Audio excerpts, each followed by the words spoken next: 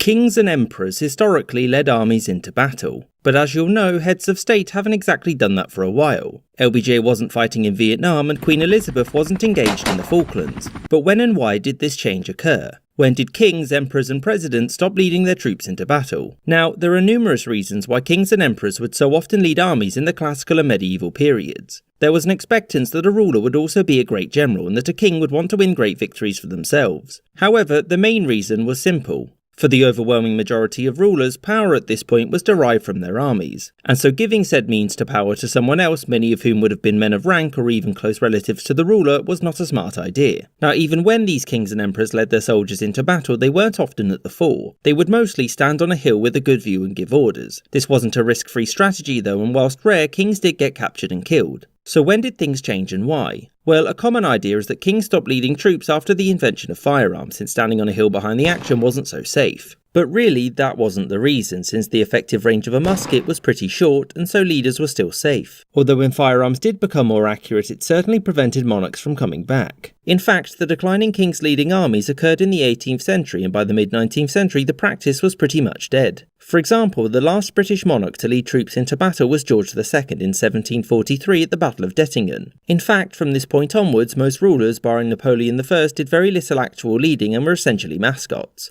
And obviously there are exceptions to all of this, such as in 1934 when the King of Saudi Arabia led troops into battle against Yemen. So what were the reasons for this to end? Well, a lot of it was due to the professionalisation of militaries that came about after the 30 Years' War. This centuries-long process saw the creation of a full-time officers' corps who were ideally promoted based upon merit. And frankly, kings, presidents and emperors weren't the best at leading armies, unless they had been military leaders before becoming heads of state. Furthermore, the role of these leaders and the political landscapes they worked in were much more stable. George III giving the Duke of Wellington a large army wasn't a threat to his power because succession laws were pretty solid by this point. I mean, it's not like these troops would have declared him king after his victory at Waterloo, as tended to happen in, say, the Roman Empire. And the same applied to other rulers. James Madison wasn't under threat of any military coup when Washington was sacked, since the founding values of the US government were well respected. As the centuries progressed, wars became much greater in scale. Gone were the days of a single ruler leading one army across a country. Instead, it was done by a general staff who had spent their lives as soldiers and could understand the complexities of war in a way that a professional rubber stamp could not.